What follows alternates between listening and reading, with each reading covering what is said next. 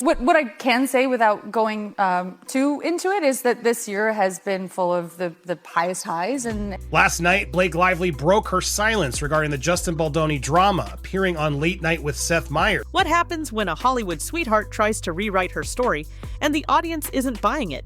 Blake Lively didn't just sit down for an interview, she launched a full-blown image rescue operation dressed in couture. And there's actually video footage of her pointing like this. In the lowest lows of my life, and I see so many women around afraid to speak, especially right now, afraid to share their experiences. What was supposed to be a soft, sympathetic appearance on Late Night with Seth Meyers turned into one of the most uncomfortable PR stunts in recent memory. The whispers had already started before she even walked on stage, but what happened next blew the cover off the whole act.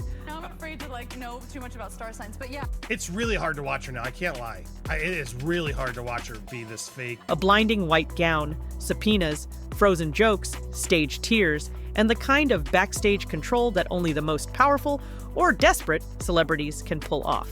But underneath all the silk and sparkle, a web of manipulation, silence, and industry fear. The public isn't fooled, the backlash is rising, and the facade is cracking. Because Blake Lively didn't just show up to tell her truth, she showed up to erase the one everyone else already knows. She spoke to Seth Meyers beforehand on how they could, they had to mention something about everything that's been going on. A smart power suit, but in what can only be described as a royal wedding gown, a massive, sprawling white creation that literally didn't fit in the interview chair. The fabric flooded around her like a wave of forced purity designed to signal one thing: innocence. But this wasn't fashion, this was theater. And behind the performance, a crisis. And she said on his show that she couldn't talk that much about it. Seems to be on this tour that's painting herself as a hero for all women. I also acknowledge that many people don't have the opportunity to speak, so I do feel fortunate that I've been able to. Just days before, Blake was served a subpoena. Not an invitation, not a headline, a legal document demanding she hand over private communications, emails, texts, everything related to the escalating drama surrounding the film It Ends With Us and her fallout with director Justin Baldoni. The tension was real, but you wouldn't know it from the set, because instead of honesty, we got high-gloss deflection. She twirled, smiled, and let the gown speak for her. Innocence by implication. Fabric as a shield. Yes, where I'm like, I really should just go back to a suit for tonight. This is a fantastic outfit. Wear your wedding gown? It was as if the dress was meant to blind us into submission. And for a second, it worked. But the public was already watching. And they didn't miss a thing. Because when someone wears a costume that loud, it's usually to hide something even louder underneath. There's more evidence and stuff that's painting the picture that Blake Lively's not being honest. What should have been an honest conversation quickly became a masterclass in media dodging. From the first minute, the energy felt off. Seth Meyers opened with small talk so forced, it practically groaned under its own awkwardness. And then, the pivot. Ice. They spent nearly 7 minutes talking about ice, literal frozen water. Seth asked if her character in the film had beef with ice. Then, in a move that made the audience visibly cringe, Blake started singing a line from Frozen, not jokingly, not sarcastically, but like she was auditioning for a Disney reboot. It was cringe comedy with a layer of self-importance so thick you could spread it on toast. She arrived in style in a white gown or dress. White is the color of innocence. Martinis with ice. That's very exciting. Which is a big deal. That is a big deal. If you saw the first one, you'd understand why it's a big deal. She has beef with Not once did Seth press her on the lawsuit. Not once did he mention the subpoena.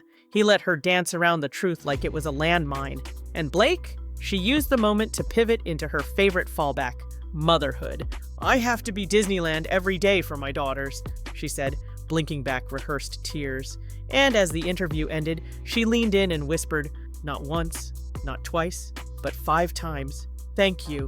Not thanks for the invite, but thank you for the softball questions, thank you for the silence, thank you for playing along. Because this wasn't a conversation, it was damage control with a live audience. Smiling, being happy, and feeling popular. It's exhausting. So this is what they're trying to do, right? I like ice too. I think the first time we got an ice machine in a refrigerator. Anyway, they go on a whole monologue about ice. What followed the interview wasn't subtle. In the days after, Blake and Ryan Reynolds launched what can only be described as a paparazzi offensive. Red carpets, flashbulbs, pap walks, smiling candid shots on every entertainment blog from Los Angeles to London, and every photo carefully crafted to scream happy, successful, unbothered. They weren't just promoting a movie, they were drowning a scandal. And it wasn't just appearances. Glowing articles magically appeared online. People Magazine, Page Six, Daily Mail, all praising Blake's interview before it even aired. The quotes were oddly polished. The tone was strangely uniform. It didn't feel like journalism. It felt like a press release with bylines. Meanwhile, Ryan was everywhere, cracking jokes and charming reporters like he wasn't married to the most controversial woman in Hollywood at that moment. You please give me more empathy, because it's so hard being Blake Lively right now, having to go to my nannies and everybody and all these trips where clearly my kids aren't here. It was a saturation strategy. Bury the negativity in designer smiles and clickbait headlines. Flood the zone until the real story gets washed away. But viewers? They noticed the silence. Not one outlet mentioned the lawsuit. Not one story talked about the subpoena. And that's when the backlash began to bubble. Because when the media plays dumb, the internet starts digging. And it's the women who have had the ability to use their voice that's kept me strong and helped me in my belief. Then came the premiere of Another Simple Favor, a movie Blake was barely in, a movie with lukewarm buzz, a movie that suddenly became a lightning rod. Why? Because fans turned on it, fast. Within hours of its release, IMDb was flooded with one-star reviews. Amazon allegedly had to freeze ratings just to stop the bleed. This wasn't about the movie anymore, it was about the message. Critics were brutal. The Washington Post called it painfully hollow. The Guardian said it dragged like a wounded soap opera. Seattle Times simply begged, "Please stop." And Blake's response? Silence. Except for one curious event. Across from her penthouse in Manhattan, a billboard for the film appeared. A massive poster showing her name in larger font than her co-stars, Anna Kendrick, who, by the way, carried most of the film. It was a visual ego boost in the middle of a reputational collapse. A shrine to self-delusion. While fans were roasting her online, Blake was staring at her own name in lights. It didn't just feel out of touch, it felt like a parody of celebrity itself. Back on Seth Meyers, Blake had tried to pivot the narrative with a solemn speech about fear, womanhood, and silence. On paper, it could have been moving, but context matters. And in this case, the audience already knew what she was trying to avoid. The allegations? Weak. The timing? Suspicious. What was framed as bravery quickly started to feel like cosplay. She described unwanted advances, but then details emerged that painted the situation very differently. A kiss after she invited someone in. A compliment taken out of context. And suddenly, she was standing shoulder to shoulder with real victims of abuse and trauma, and the backlash was brutal. Survivors spoke out. Activists slammed her. Social media called her a PR opportunist. And honestly, they weren't wrong. There's a difference between speaking your truth and hijacking someone else's. And Blake, wrapped in silk, smiling for cameras, blurred that line so aggressively, it broke. As the story gained momentum, something eerie happened. Reporters backed off. Entertainment sites that had started digging suddenly went quiet. Interviews were canceled. Stories vanished. Why? One word: fear. Multiple insiders told outlets privately they wouldn't touch Blake's story with a 10-foot pole. Not because it wasn't real, but because her legal team was already circling.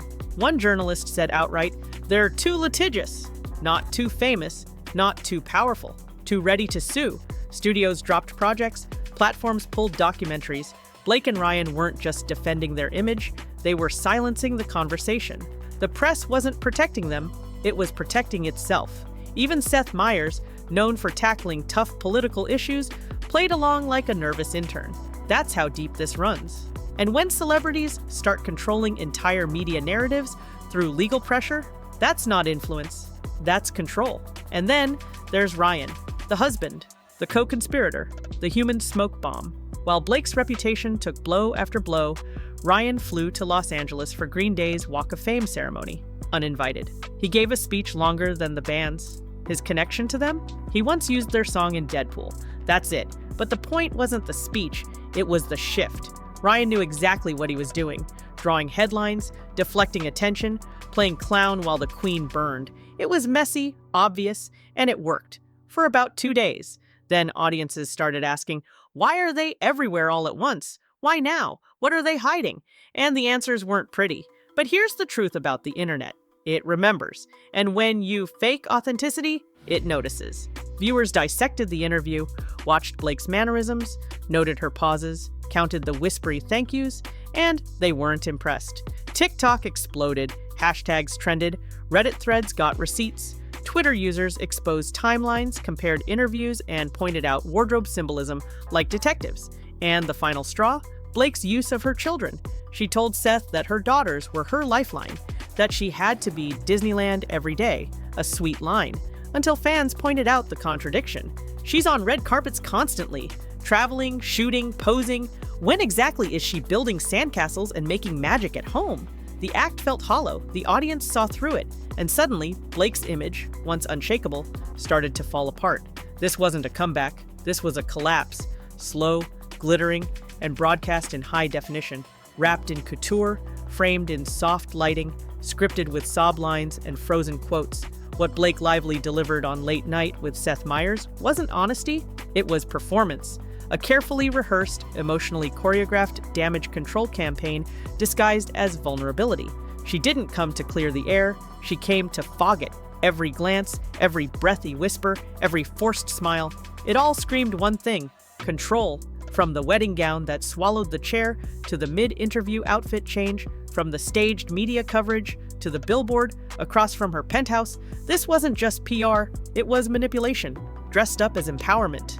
A visual and verbal illusion designed to distract us from what really mattered, the truth. But the one thing Blake's team couldn't control? The audience. People watched, people listened, and more importantly, people remembered. They saw through the soft questions, they heard what wasn't said, they noticed the silence from mainstream outlets, the fear from journalists, and the way real survivor voices were being drowned out by one actress's desperate attempt to spin herself as the face of female empowerment.